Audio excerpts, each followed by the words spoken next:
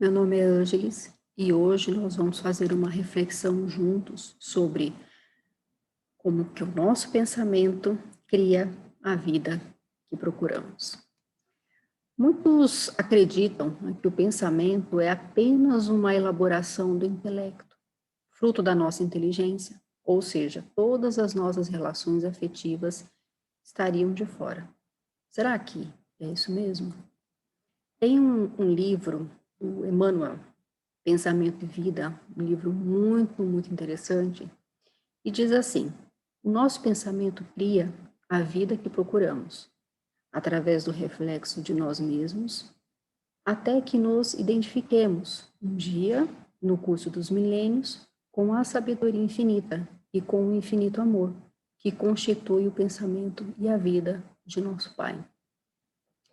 Pensamento e vida trata-se de uma cartilha com o objetivo de ser breve e direto ao ponto.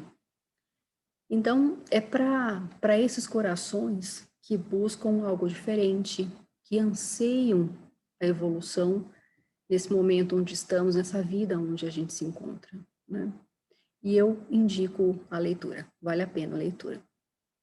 Então, Deus criou o ser humano em 3 dimensões. Tem a dimensão espiritual, a dimensão física e a dimensão mental.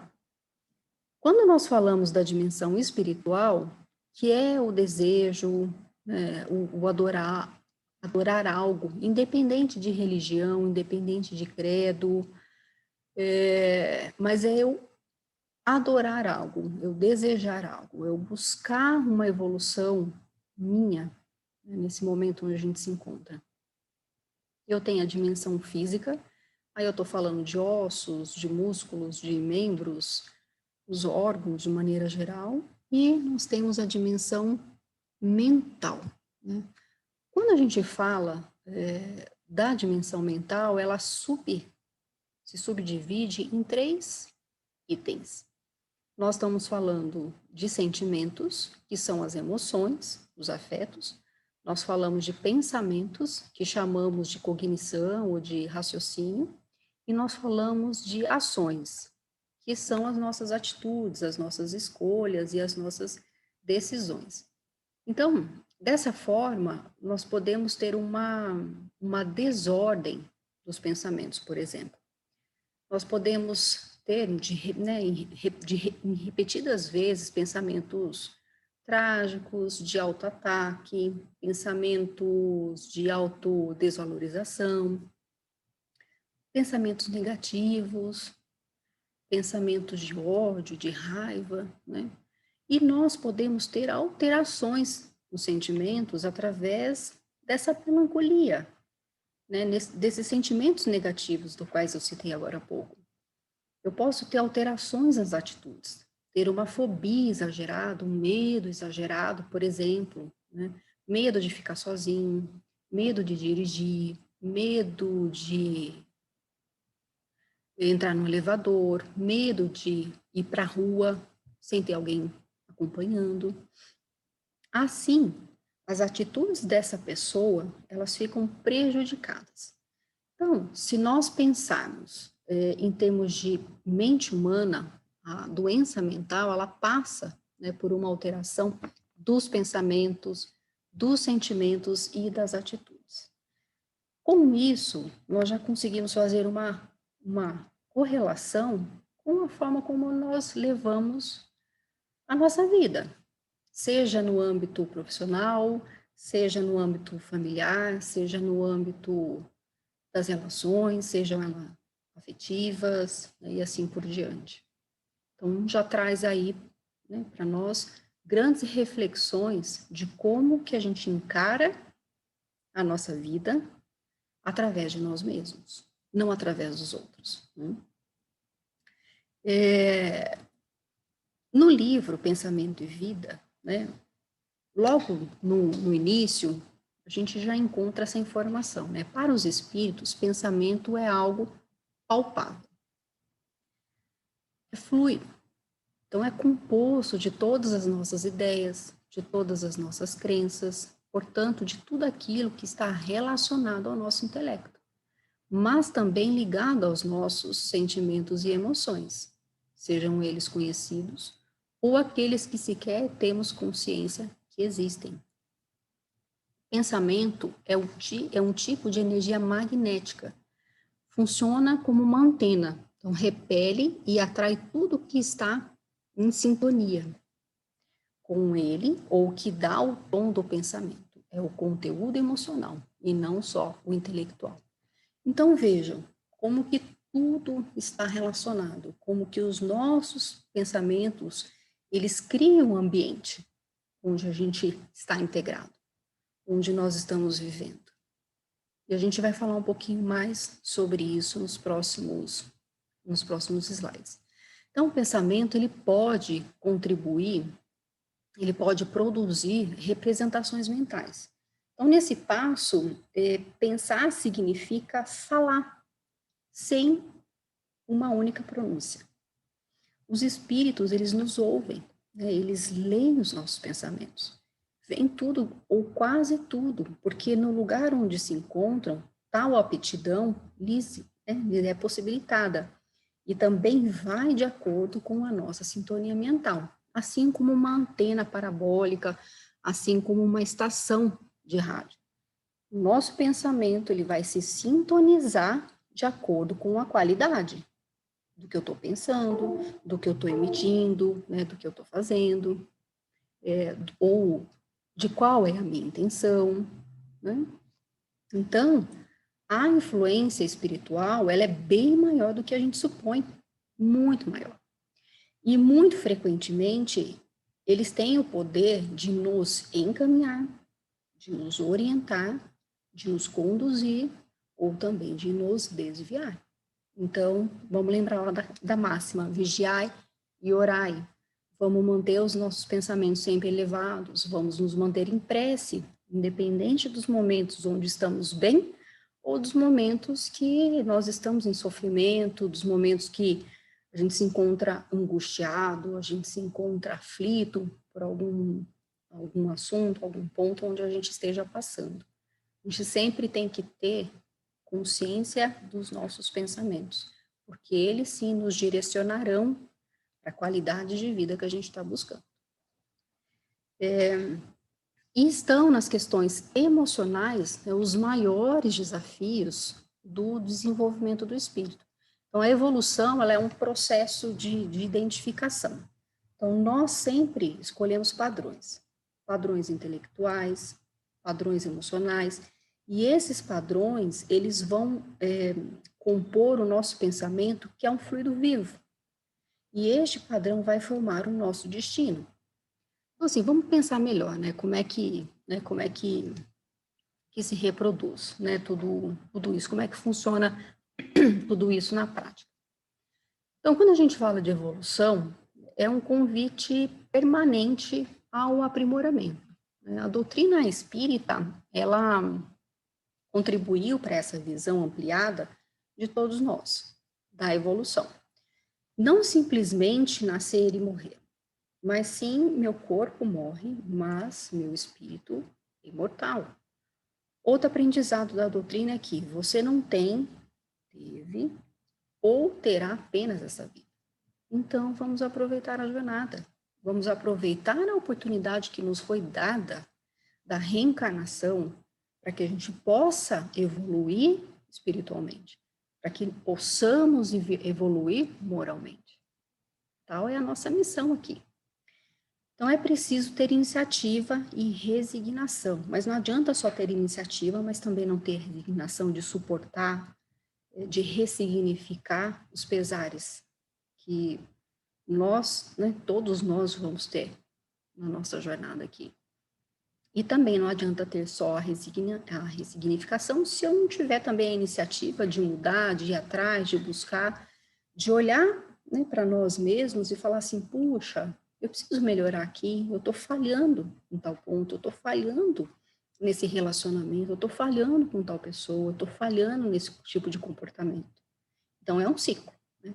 Então, a vida, a todo tempo, ela nos desafia para irmos além da superfície, para buscarmos, né, esse algo a mais. Na pergunta 919 do Livro dos Espíritos, tem um trecho que faz assim, ó, que fala assim: fazei o que eu fazia quando vivi na Terra. Ao fim do dia, interrogava minha consciência, passava revista ao que fizera e perguntava a mim mesmo se não faltara algum dever, se ninguém tivera motivo para de mim se queixar. Foi assim que cheguei a me conhecer e a ver o que em mim precisava de reforma. Aquele que todas as noites evocasse todas as ações que praticara durante o dia e inquirisse de si mesmo o bem ou o mal que houvera feito, rogando a Deus e ao seu anjo de guarda que o esclarecessem, grande força adquiriria para se aperfeiçoar, porque, crede-me, Deus o assistiria.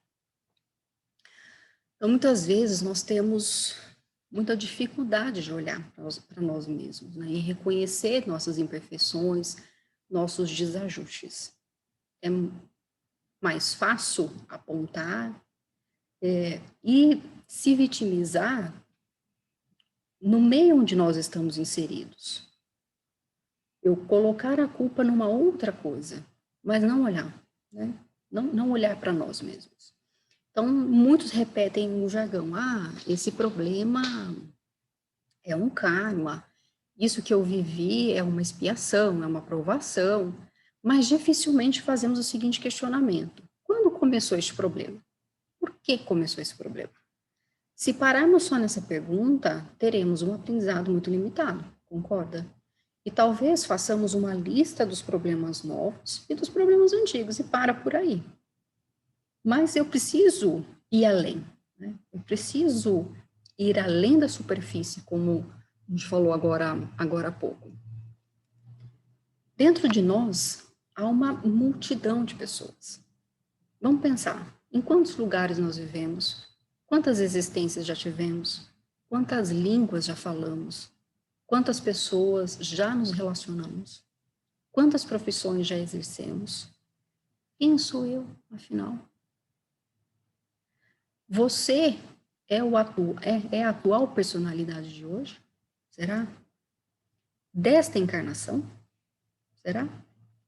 Ou a atual personalidade de hoje é somente uma etapa da jornada? É um fragmento dessa jornada. Nós somos muitas existências, muitas experiências, há coisas que queremos sim lembrar e reviver, outras queremos fugir, outras não queremos relembrar, outras não queremos nem pensar em reviver. Então, quando nós levamos essa reflexão além da superfície, nós começamos a trazer à tona uma reflexão que, peraí, né, não é só esse momento. Então, se está acontecendo algo, né, se eu perguntar, puxa, por que está acontecendo isso comigo? E eu começar, né, ir aprofundando, eu carrego uma história, nós carregamos uma bagagem ao longo da nossa existência. Eu estou aqui nessa vida e, de repente, apareceu um problema, algo que muito difícil, alguma questão de saúde e etc. De repente, nada é de repente na nossa jornada, nada é de repente na nossa existência, nada é de repente aos olhos de Deus, nada é de repente ou não planejado dentro da criação do Pai. A gente precisa pensar mais sobre isso, né? Não basta só, por que eu vivi, né? Por que eu estou com esse problema agora? Mas a gente precisa fazer uma pergunta fundamental, é por que eu vivi? E por que eu estou vivendo este problema agora? Quais são os aprendizados que eu tenho que tirar disso? O que eu preciso aprender com isso? Qual é a lição? Uma vez que nada do que se passa, né, não cai uma folha de uma árvore sem a vontade de Deus. Tudo há um motivo. Então, se nós tivermos a coragem de fazer essa pergunta a nós mesmos, né, dentro de nós há uma multidão de pessoas, né, daí nós voltamos aos padrões que falamos anteriormente. Então, há padrões emocionais, há padrões afetivos, Enfim, há uma série de características que vêm ao longo do tempo, nessa bagagem que nós vamos carregando com nós mesmos, que tem determinado as nossas escolhas, que tem conformado, tem formatado a nossa vida, que tem estabelecido limites ou prisões. Elas não foram impostas. Não é um karma, não é uma aprovação. É simplesmente o teu pensamento criando a vida que você procura. É uma procura, muitas vezes, consciente, e muitas vezes é uma procura inconsciente. Muitas vezes é uma procura que nós temos uma tendência de algo que nós sentimos, muitas vezes sutilmente, ou muitas vezes nós sentimos de forma muito clara, e nós queremos negar, calar isso, conter. E muitas vezes tem uma procura que nós não sabemos exatamente que procura é essa, mas está faltando algo, tem alguma coisa que eu busco, e não necessariamente eu sei o que eu estou buscando. Vocês acham que isso vem da onde? Vamos pensar, né? Vamos pensar na multidão de pessoas que vivem nós. Quantas encarnações nós já tivemos? Né? Quantas vivências e experiências nós já tivemos de sucesso, de insucesso? Padrões, nós estamos falando de escolhas, de atitudes, de comportamentos, e tudo isso acaba determinando o nosso destino. Então, nós temos a chance da reencarnação, né? Nós nascemos, nós crescemos, nosso padrão aflora. Nesse momento, podemos lutar contra as más tendências que se apresentam em nós, e isso levará a uma repetição ao longo do século. Por isso que é importante conhecer, nos conhecermos. O convite da evolução espiritual é identificarmos o nosso pensamento, o pensamento de Deus. O Criador, ele dirige a criação com uma infinita sabedoria. Não há sorte, não há acaso, não há nada que aconteça na nossa vida sem ter uma razão de ser. Se eu estou tendo uma consequência hoje, é porque em algum momento eu tive uma escolha. É a lei do livre-arbítrio. Então a pergunta é: nós temos adotado a sabedoria nestas escolhas, no nosso dia a dia, em todos os aspectos? Emmanuel destaca nesse livro que na vida espiritual, na sua amplitude, é um trama de escolhas e consequências. Não erro e punição, que muitas vezes falam, porque eu estou sofrendo isso, porque eu estou passando isso, Deus é tão injusto comigo, Deus esqueceu de mim, Deus não está ouvindo as minhas orações. Será? Será mesmo? Será que Deus, o Criador de todo o universo, dessa sabedoria infinita, escolheu isso para seus filhos? Vamos refletir juntos, será? Toda escolha, ela tem uma consequência, e toda consequência ela é resultado de alguma escolha que fizemos. Algumas consequências são frutos de alguma escolha anterior, não dessa encarnação. Pode ser de encarnações passadas, que nesse momento, quando encarnamos, passamos aí pelo véu do esquecimento, até para a gente poder ter o livre-arbítrio e poder fazer as nossas escolhas, ter a chance de fazer as nossas escolhas novamente para seguirmos o fluxo da evolução espiritual, muitas vezes nós não entendemos de onde que vem. Nós não entendemos, muitas vezes, de onde vêm certas tendências, certas características. Muitas vezes a gente não consegue compreender isso. Por isso o exercício de pensar e nos questionar além da superfície. Então, Emmanuel diz, a mente é espelho da vida, em toda parte. Né?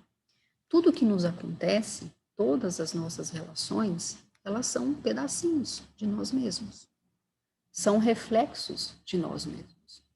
Toda a sua vida, Tudo que acontece, todas as relações são pedacinhos de nós mesmos, são reflexos de nós mesmos. Nós plasmamos a vida. Não se trata de um processo imediatista.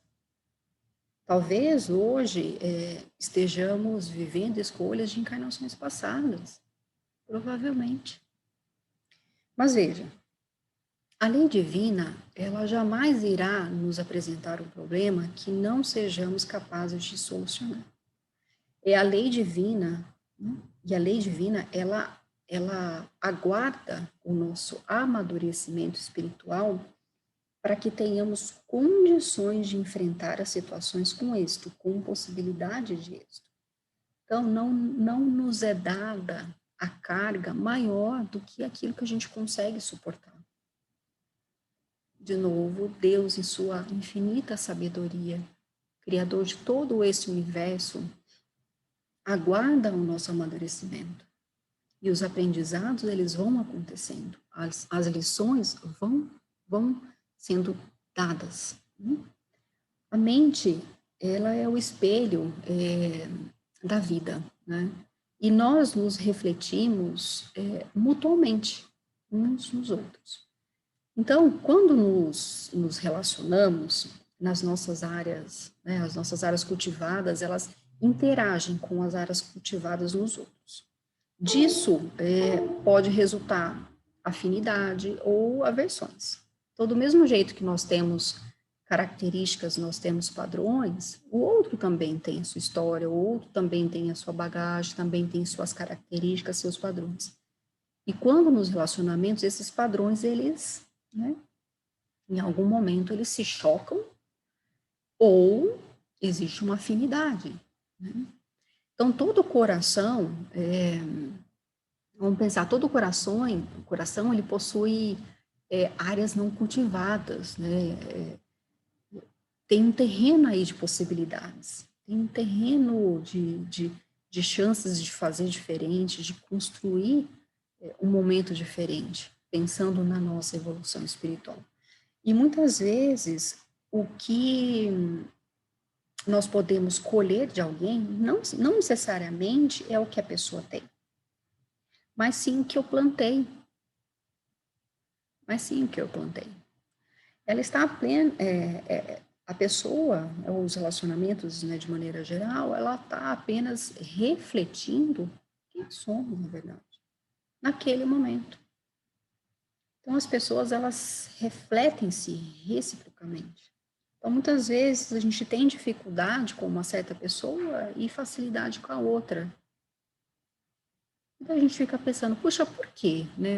Eu sou exatamente o mesmo com a pessoa A e a pessoa B. E tudo é tão diferente, né? Eu tenho facilidade aqui, mas eu tenho uma baita dificuldade ali. Por quê? Né? Por que que existe isso? Certo? Vamos pensar um pouco mais sobre isso. Então, nosso pensamento numa frequência de ódio, de mágoa, de raiva, provoca em nós mesmos desajustes. Ninguém que odeia consegue se manter saudável. Então, estes desajustes, eles irão provocar distúrbios psíquicos, distúrbios físicos, distúrbios emocionais. Então, quando há sintoma, nós devemos avaliar como tal pessoa lida com essas emoções. Qual é o estilo de vida dessa pessoa? Como são os relacionamentos? Como é o dia, né? O dia a dia no trabalho? Como é o dia a dia nos estudos? Como é o dia a dia no relacionamento com os pais, com o marido, com a esposa, com os filhos? Não simplesmente olhar, né, o sintoma, mas sim verificarmos a causa. O que quero dizer é que não basta apenas nos ater somente ao físico, mas o emocional também precisa ser levado em consideração. Então, tudo está conectado, tudo está ligado. Então, eu tenho os padrões que geram comportamento repetitivo e dependendo da forma como eu lido com esse pensamento, eu tenho um reflexo, que são os sintomas, e isso se desenvolve em toda uma cadeia dentro do nosso, né, ser. Por exemplo, relacionamentos disfuncionais, uma série de situações conflitivas para uma pessoa, principalmente na infância. Por medo de perder o amor ou ser rejeitado, isso pode gerar uma repressão, né, uma angústia, que daí não manifesta, coloca debaixo do tapete. Isso vai se desenvolvendo ao longo do tempo como uma angústia, então eu vou provocando padrões em mim defensivos e atitudes mais defensivas, e eu posso lá na frente desenvolver um sintoma, como uma maneira mesmo de defesa, de lidar com aquela angústia, porque eu não estou sabendo lidar com ela, eu não estou sabendo nomear. E isso pode apresentar algum sintoma no aspecto físico, no aspecto psicológico ou em ambos. Então, aqui é só uma representação de como as coisas acontecem, né? Então, eu tenho aí conflitos sociais, conflitos familiares, que geram conflitos pessoais, e isso vira um ciclo. A partir desse ciclo, eu tenho aí disfunções de comportamento e eu posso apresentar sintomas físicos. Então, vejam que como tudo está conectado e como que grande parte, né, do que pensamos, do que produzimos aqui, pode impactar o nosso dia a dia, pode impactar a forma como a gente vive, né, pode impactar a qualidade de vida. As emoções, elas são capazes de alterar o metabolismo. Isso já foi provado, tem vários estudos sobre essa matéria. As disfunções metabólicas, elas induzem sintomas psicológicos. Processos psicológicos alteram o metabolismo cerebral. Então, vejam que o quanto que nós temos responsabilidade sobre nós mesmos. O quanto que nós precisamos olhar para nós mesmos e avaliar profundamente como estamos fazendo as nossas escolhas, como estamos pensando, qual é a qualidade da produção dos meus pensamentos. Será que muitas vezes, quando algo vem na minha cabeça que não é alguma coisa sadia, eu consigo fazer uma prece, eu consigo fazer uma meditação e buscar por que está acontecendo aquilo? Por que eu me sinto naquela cólera ou naquela melancolia? De onde que vem isso? Por que eu repito comportamentos e padrões, e tais comportamentos e tais padrões me fazem mal? Eu tenho consciência que me fazem mal. E aquilo que eu não tenho consciência, vamos buscar pensar mais sobre isso, vamos buscar refletir mais sobre isso. Afirmar que nada é por acaso é reconhecer que tudo é planejado, que nada que ocorre é aleatório ou imprevisto. Tudo tem razão de ser, e tudo que se manifesta tem um objetivo traçado pela divindade, a qual, através de seus prepostos, supervisiona e coordena esse avanço. Então veja a oportunidade que nos foi dada, a oportunidade que o Criador nos deu de evoluirmos. Mas para isso, nós precisamos sim olhar para aquilo que nos machuca, ou olhar para aquilo que nós machucamos. E ter a humildade de reconhecer aquilo que a gente precisa melhorar. Ter a humildade de reconhecer que somos seres imperfeitos, que estamos em evolução. E temos a oportunidade nessa encarnação de fazer diferente. De quebrar esses padrões ou reconhecer em nós essas características e esses padrões e buscarmos fazer diferente. É o esforço que precisamos ter. Somos o que criamos em nós e temos o que detemos, bem como colhemos o que semeamos. Uma mensagem do Emmanuel. Quero agradecer a oportunidade de todos vocês de termos mais uma aula juntos. Até mais.